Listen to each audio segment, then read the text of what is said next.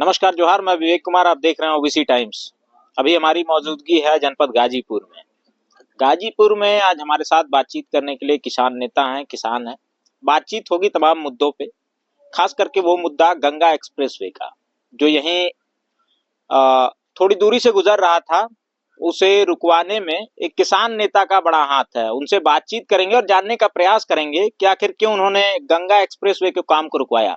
क्योंकि तमाम आपने देखा होगा, तमाम इनिशिएटिव्स चल रहे हैं देश के अंदर।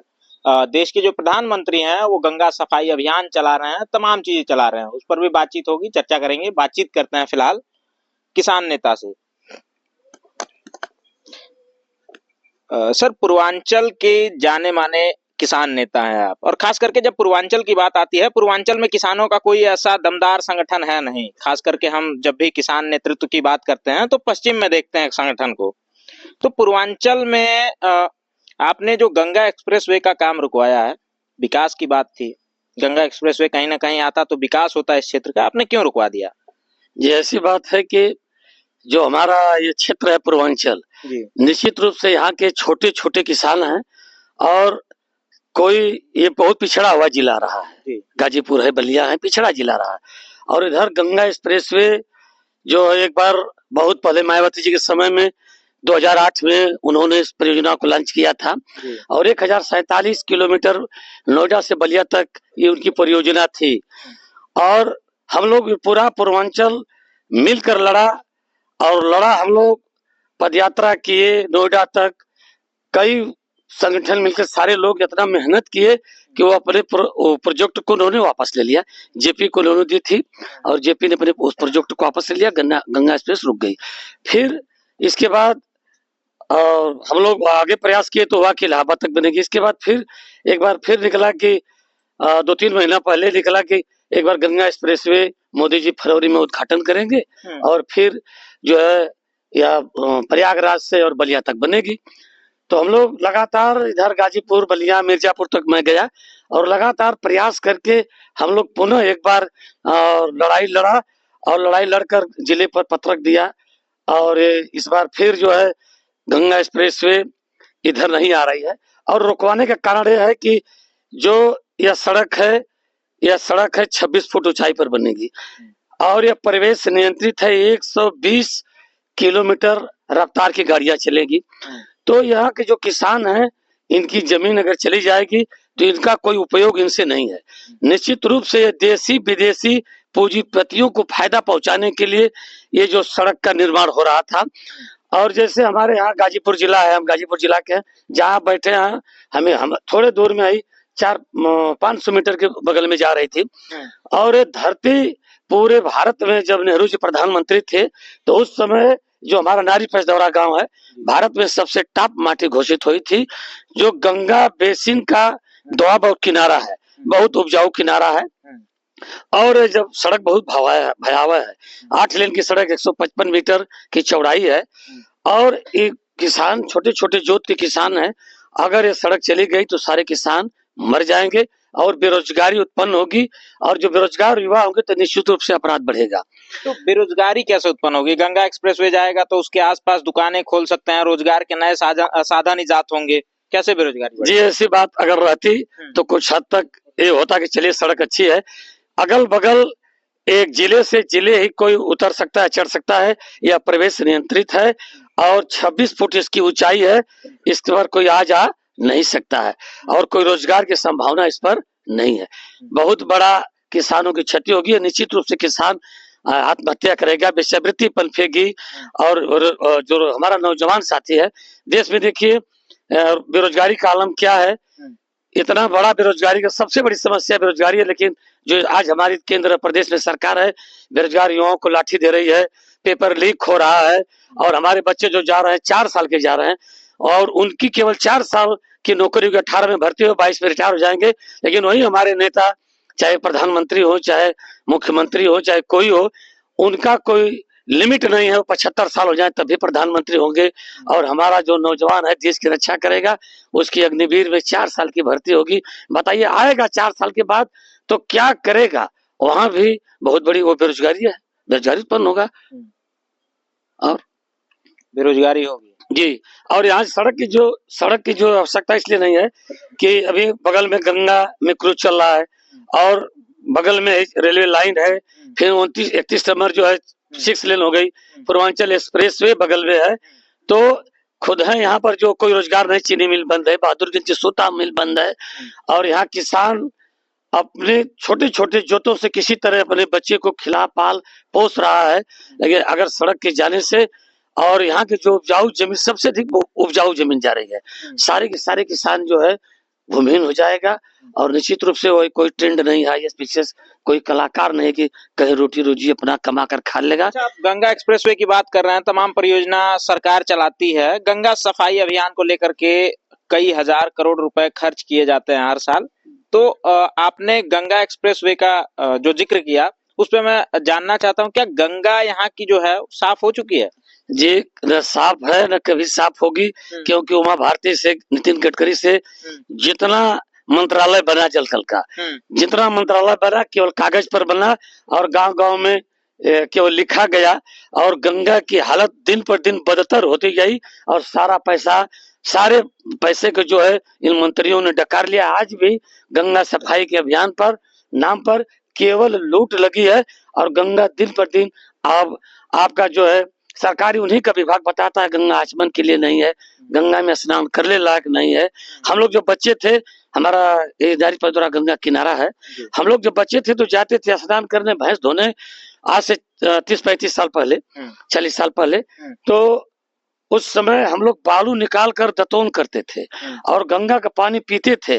आज जाइए और गंगा का आचमन दतौन, अब उसमें पैर ना अगर हम नहाने के लिए जाते हैं तो माज निकलता है। गंगा दिन पर दिन बदतर होती जा रही है, बद से बदतर होती जा रही है। सफाई के नाम पर जितना पैसा हो, गंगा सफाई अभियान के नाम पर जितना सरकार डकारती जा रही है, गंगा मैली की मैली होती जा रही है। अच्छा, ये बताइए, पूर्वांचल में तो खासा कोई किसानों का संगठन उतना बड़ा है नहीं। जब भी बात उठती है या कोई भी आंदोलन होता है, धरना होता है, जो भी मांग उठती है वो पश्चिम साइड से उठती है।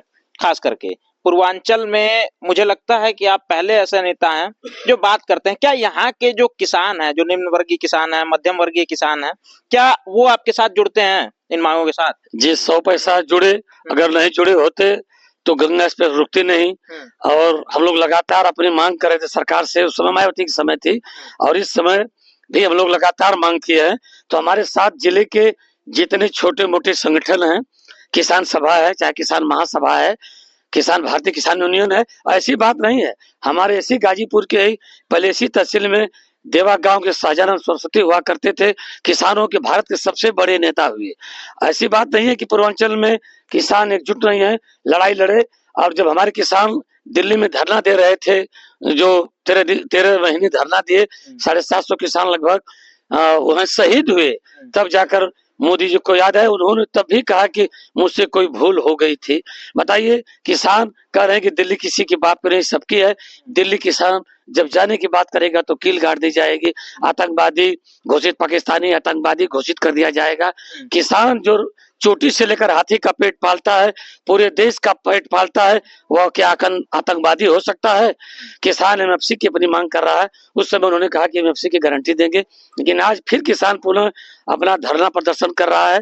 और पूर्वांचल में जब जब संयुक्त किसान मोर्चा में मेरा भी संगठन है, जब जब संयुक्त किसान मोर्चा का आह्वान हुआ, तब तक हम लोग जिले पर 200-400 किसान गाजीपुर जिले पर अभी गए। 26 नवंबर को हम लोग गए थे एमएफसी की मांग को लेकर, बहुत बड़ा धरना प्रदर्शन अभी 26 नवंबर को, इसी 26 नवंबर को गाजीपुर में हम लोग किए, पूरा वक्तव्य हुआ। बहुत हजारों किसान सिटी स्टेशन रेलवे से यात्रा निकाले और पूरे सरजू पांडे पार्क में मांगों को रखा गया और डीएम को पत्र दिया गया।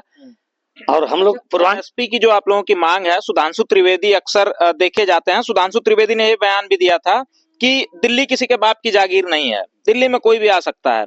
तो तमाम नेता थे, उन्होंने काउंटर किया, अपना पक्ष रखा, डिफेंड किया, कहा कि दिल्ली जब किसी के बाप की नहीं है तो आखिर सीमाओं पे कीले क्यों गाड़ी गई, वाटर कैनल्स क्यों लगाए गए, तमाम चीजें हुई, बातचीत हुई।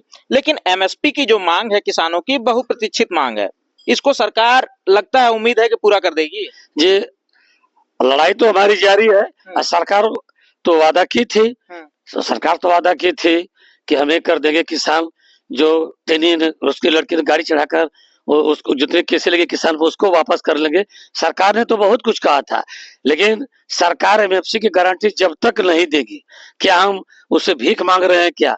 हमने तो यही, या तो हमें स्वामीनाथन आयोग की रिपोर्ट कर दे, हाँ, लागत का 1.5 गुना जो है वो तो गायब कर दी गई है, वो उसको भी गायब कर दिया उसने।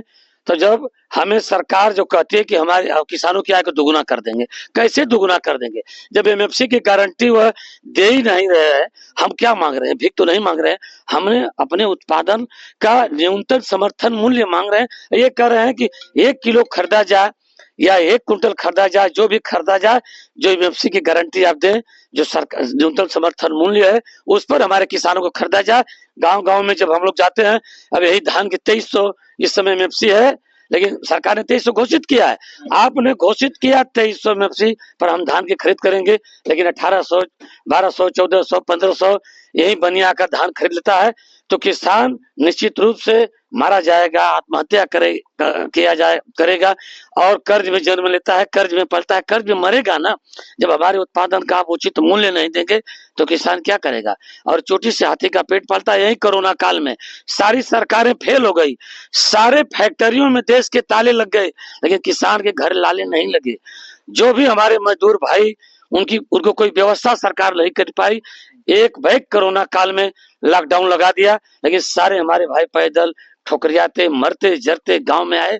लेकिन धन्य हो अन्नदाता, धन्य हो धरती के भगवान, सारे मजदूरों को, सारे हमारे जो बेटे बाहर नौकरी करने गए थे, सबको संभवा लिया, सबको रोटी दिया, सबको खिलाने के मादा रखता है किसान। लेकिन किसान पर बार बार कोई भी सरकार आएगी, कोई भी सरकार आई, उसका इलाज हुआ, किसान का इलाज करेंगे, किसान को इसकी लागत हम तो अभी मोदी जी ने कहा कि हम इसको जो किसानों की आय को दुगुना कैसे कर देंगे, किसान की आय के दुगुना एमएफसी की गारंटी नहीं दे रहे हैं, खरीद पर आप हमारे अनाज को ले ही नहीं रहे हैं, तो हम लागत को दुगुना कैसे कर देंगे? कैसे करेंगे आज दुगुना किसानों की? नहीं कर पाएंगे किसानों की आय को दुगुना आप। और हमारी मांग है जब तक नहीं होगी तब तक हमारा धरना प्रदर्शन चलता रहेगा। हम उनसे कोई भीख नहीं मांग रहे हैं, हम अपने हक मांग रहे हैं। या स्वामीनाथन आयोग की रिपोर्ट को लागू कर दीजिए, हाँ, C2+ उसको दे दीजिए। हाँ, हम क्या कर रहे हैं? हम ये नहीं कर रहे कि हमारा लागत तो बहुत अधिक लगती है। किसान और परेशान होता जा रहा है, जब से हरित क्रांति और परेशान है। जैसे किसान का कोई, जैसे गेहूं का 14-15 गुना बढ़ा, लेकिन जब उस समय बहुत 70-72 में जाइए, 1970-72 में गेहूं के 75 रुपया था कुंटल, लेकिन 6 रुपया सीमेंट था। कि मास्टर की तनख्वाह उस समय कम थी, 60-65 रुपया थी। आज 1 लाख लगभग टीचर की तनख्वाह है। और गेहूं बहुत हुआ तो 2000 हुआ कुंटल, 2200-2300 ही हुआ। लेकिन मास्टर की तनख्वाह कितने में बढ़ी? और जो कपड़ा बढ़ा, डाई बढ़ी, यूरिया बढ़ी, और जो है ये ट्रैक्टर बढ़ा, यानी जो कृषि में हमारी लागत है कई गुना बढ़ी और उत्पादन हमारा कम में खरीदा जाने लगा। और किसान की सबसे बड़ी समस्या गरीब होने की, आत्महत्या करने की यही है कि हमारे मूल्य में वृद्धि नहीं हुई। ओ जैसी होनी चाहिए, जिस रेशियो में 250-300 गुना मास्टर की तनख्वाह बढ़ी, 250-300 गुना बढ़ी, और हमारा 14 गुना बढ़ा। तो जिस रेशियो में उनकी तनख्वाह बढ़ी, जिस रेशियो में कपड़ा बढ़ा, हर चीज, जैसे ट्रैक्टर, बाजारू सामानों का जो रेट बढ़ा, सामान, साबुन से, तेल से, साइकिल से, मोटरसाइकिल तक जो बढ़ा, उस समय जब 75 रुपया गेहूं था तो हम 4 कुंटल 5 कुंटल बेचकर, उस समय 25 रुपया 1000 ईटा था। 75 में मुझे ख्याल है 25 रुपया 1000 ईटा था। 25 रुपए का 1000 मिलता था। और हम जब लगभग 80-82 में 200-300 रुपया 1000 ईटा था। हम 1 कुंटल गेहूं बेचकर 4000 ईटा ले सकते थे। आज कई कुंटल गेहूं बेचकर आज कम से कम 7000-8000 है, तो 2-4-5 कुंटल बेचकर 1000 नहीं ले पाएंगे। तो किसान इसलिए दिन पर दिन उसकी हालत बदतर होती जा रही है। कोई सरकार आई कहे कि हम इनका इलाज करेंगे, किसान को आगे बढ़ाएंगे, किसान की समस्या को सुनेंगे, हम किसान के सेवक हैं, सुनेंगे, मंच पर आकर बोलेंगे। लेकिन किसान के एम्स तक चला गया, लेकिन उसका रोग बढ़ता गया, उसका इलाज आज तक कोई सरकार नहीं कर पाई। हम एक सरकार की बात है, कोई सरकार नहीं कर पाई। चलिए, हमारे साथ गाजीपुर जनपद के किसान नेता थे। किसानों के संगठन की यदि बात की जाए तो मुझे लगता है कि पूरे पूर्वांचल में शायद ये इकलौते ऐसे किसान नेता हों जो किसानों की बात करते हैं। गंगा एक्सप्रेसवे जो यहीं से गुजरने वाला था, जिसकी परियोजना नोएडा से लेकर के बलिया तक की थी, उसे इन्होंने कैंसिल कराया। कैंसिल कराने के पीछे इन्होंने एक मजबूत कारण दिया है कि उसकी ऊंचाई जो होगी वो 26 फीट की होगी। वहां किसानों की आवाजाही पे बंदिश रहेगी, रोक रहेगी, जिससे किसान ना तो कोई व्यापार कर पाएगा, ना रोजी रोजगार कर पाएगा, अपनी जमीनें खो देगा। फिलहाल आप क्या सोचते हैं इस मुद्दे के बारे में? कमेंट्स के माध्यम से बताइएगा। जल्द मिलते हैं अगली वीडियो के माध्यम से, तब तक के लिए नमस्कार।